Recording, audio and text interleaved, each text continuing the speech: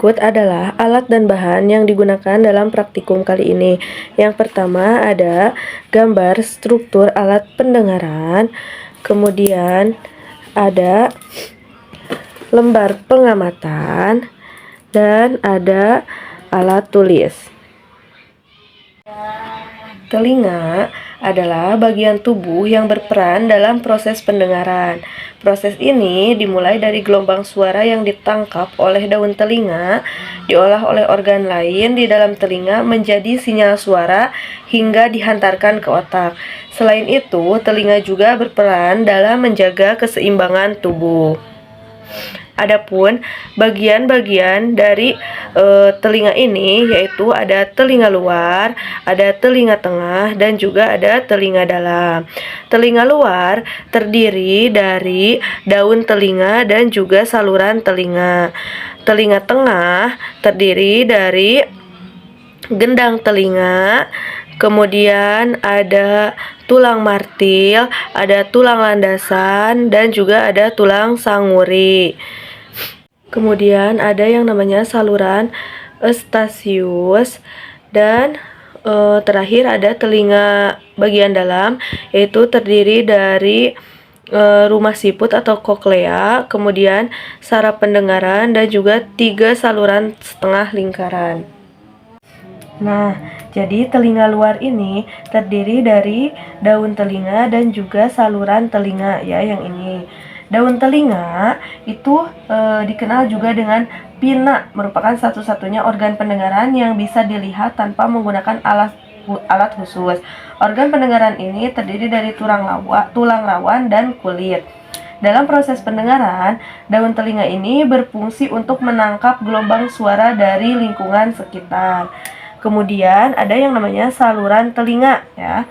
Saluran telinga merupakan organ pendengaran berupa lorong yang dimulai dari lubang telinga hingga gendang telinga. Nah, saluran telinga ini memiliki beberapa fungsi, seperti yang pertama itu menghantarkan gelombang suara dari daun telinga ke gendang telinga, kemudian melindungi gendang telinga dari debu dan kotoran karena ditumbuhi oleh rambut-rambut halus. Kemudian memproduksi cairan telinga untuk melindungi dinding liang telinga dari iritasi serta mencegah bakteri, debu, dan kotoran mencapai gendang telinga. Adapun salah satu gangguan yang bisa menyerang saluran telinga ini adalah otitis eksterna atau infeksi ini seringkali disebabkan karena telinga kemasukan air saat berenang atau penggunaan cotton bud saat membersihkan telinga. Selanjutnya ada telinga tengah. Nah, telinga tengah ini terdiri dari yang namanya gendang telinga, ya, gendang telinga yang ini. Kemudian ada oksikel. Oksikel ini merupakan susunan 3 tulang terkecil di dalam tubuh manusia yang terdapat antara gendang telinga dan telinga bagian dalam. Nah, ketiga tulang ini berfungsi untuk meneruskan getaran yang diterima gendang telinga ke telinga bagian dalam. Ketiga tulang oksikel itu adalah yang pertama ada tulang martil, kemudian ada tulang landasan, dan juga ada tulang sanguri ya. Nah, tulang martil ini yaitu tulang yang menempel dengan gendang telinga. Kemudian ada tulang landasan. Yang namanya tulang landasan yaitu tulang yang berada di tengah rangkaian tulang pendengaran. Dan yang terakhir ada tulang sanguri ya. Tulang sanguri yang ini, tulang sanguri itu yaitu tulang yang menghubungkan telinga tengah dengan telinga dalam. Nah, ada juga yang namanya saluran eustachius ya. Saluran ini terletak di bagian bawah rongga telinga tengah.